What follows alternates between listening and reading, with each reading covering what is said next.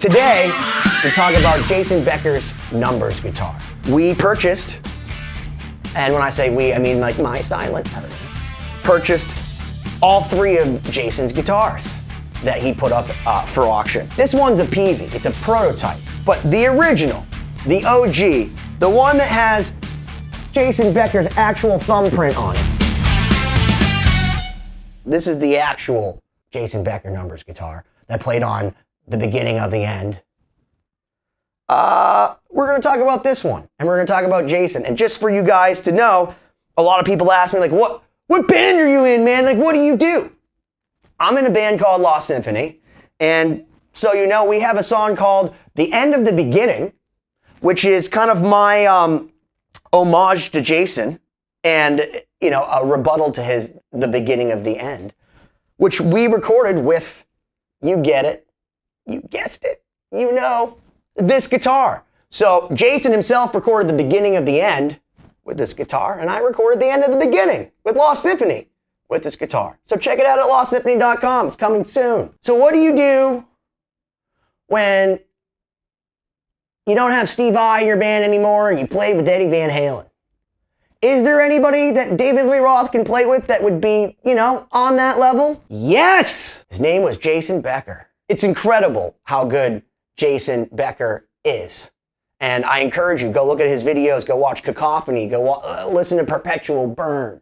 He took the guitar to even another level. You have Yngwie Malmsteen, and then Jason Becker just seemed like he was the incarnate of a Paganini. They say he could play everything by the time he was 13 years old, and they have these videos of him. And again, to me, it's much more impressive because this was a time where there wasn't the internet. This is a time where you had to learn on your own and just be a savant, not just have your parents sit you in front of a computer. So it's not to take away from all those YouTubers and all of that who are, and the Instagram and TikTok guitarists that are just amazing. Like, they're technically outrageous. Jason Becker came out with a record called Perpetual Burn, and it just, I mean, if Yngwie had Rising Force, Jason Becker had Perpetual Burn.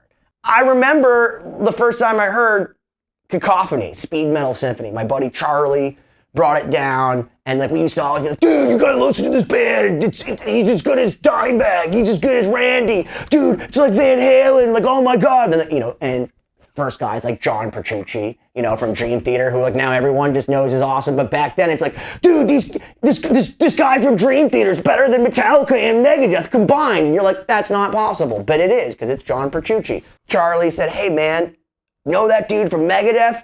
Marty Friedman, you know, the greatest dude to ever freaking play. He plays with this other dude, Jason Becker, who has Lou Gehrig's disease. Can't even play anymore. But this was the record they made in like the 80s. And he plays me Speed Metal Symphony. And I remember thinking to myself, how is this even possible? And you go back and you hear like Marty Friedman talk about it, and he was doing that record, you know, during the day while he was recording Dragon Kiss. They went gold over in Japan, because in Japan, like their amazing Fender guitars, they appreciate virtuosity. And Jason Becker, he is literally as much of a virtuoso as anybody in the history of man. Like, he is a Mozart of our time. If you don't know his story, he was going to go on tour with David Lee Roth, started having problems with his hands, realized that he was diagnosed with ALS, and slowly started losing his ability to play. And this is a guy that was like the greatest guitarist. So it's not just like, oh yeah, I dabble, that'll suck. Which, by the way, for anyone that goes through that, for any reason, it sucks. It's a terrible, horrible thing to be afflicted with, and it's a horrible ailment. And anyone that has to contend with that, or their family, or whatever, I send my heart and my love to you. And that's why we wanted to go and raise this money for Jason. Even though he's afflicted with this illness, he's still a ray of sunshine. He still composes. And it's just an amazing story. And I'm not going to get into all the details, but I encourage you to be inspired, because where all these guys, Yngwie and Randy and Eddie Van Halen and all that, are inspiring, this guy's inspiring on a personal life level, especially considering what he was afflicted with. And speaking of Eddie Van Halen, when Eddie Van Halen went to his house, which, by the way, go look it up, Eddie Van Halen went and visited Jason Becker, which speaks to how awesome of a person he was. He played this guitar, actually. played this exact guitar. It was a peavey. He was playing peavey at the time. So I think, in the name of the king, Eddie Van Halen, and the very much living and still rocking Jason Becker, let's play this numbers guitar, shall we? And this is a Shaler, by the way. It's a Shaler locking system. I tried changing these strings, and if you watch the Nita Strauss video where we give this guitar to her to play with Alice Cooper, roll that footage, Jim. Hey Jason, it's the boss himself, Alice Cooper, and us, the band. We just wanted to let you know we're thinking about you tonight. I'm so excited to play School's Out on your guitar. We're gonna rock it. This one is for you, my friend. Her tech basically said, oh, thanks for ruining my night that I have to go set this thing up, which, accurate, right? So I finally felt like, okay, I'll change the strings on this gajillion-dollar guitar, because if you don't know, the people behind the Neurotic Guitarist.com, we raised the money and we bought all 3 of these guitars to help support Jason Becker.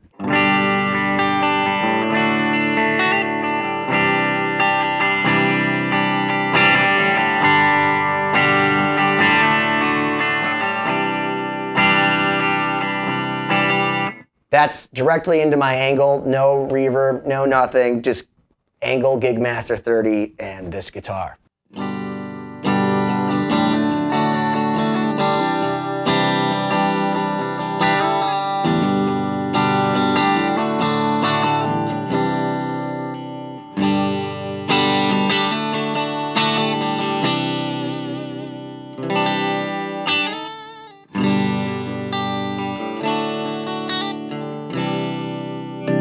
Position. That neck humbucker sounds sick.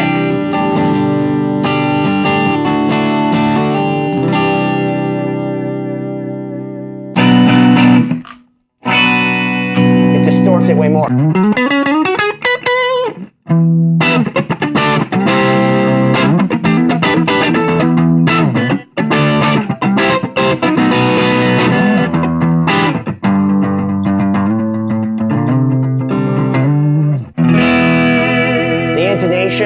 The feel on this, like the action is so low. Peavey really, it's Han Solo. Peavey makes such great guitars, and I know that Kiesel and Carvin also make great guitars, but I haven't played one. I've only played this one.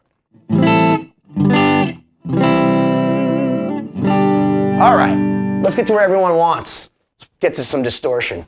Please, like, subscribe, and let me know what you like and what you don't like. I'm not the be-all, end-all, but okay. Give you something some troll said the other day. Oh man, why are you even wasting your time doing a demo with distortion? Like, you should hear it clean, you can't tell otherwise. I don't know, dude, because like a ton of people play with just distortion. And I mean, for years, I never even knew what a clean channel was. So like, I would rather hear things distorted sometimes. That's why I give everybody a little bit of distortion and clean. And I usually don't use a whole lot of effects anymore, because when I used to try to hide how crappy my playing was, you guys would call me out and be like, it's too processed sounding!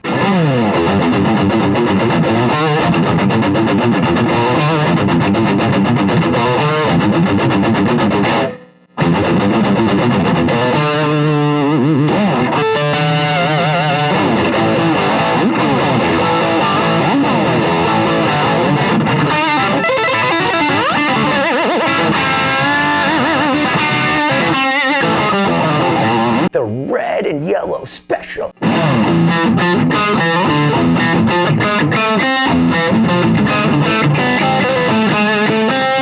It's where I'd probably live the most.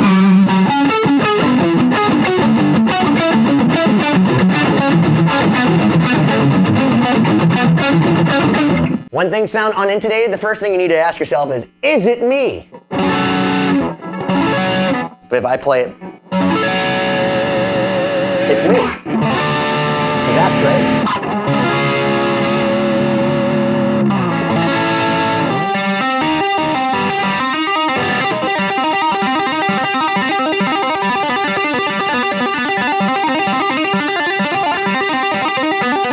I'm gonna end on the lead pickup, playing the scale that defines Marty Friedman for me, and also a lot of the speed metal symphony stuff, which he was clearly a very huge influence on our friend here, Mr. Jason Becker. It's a Hero Joshy scale.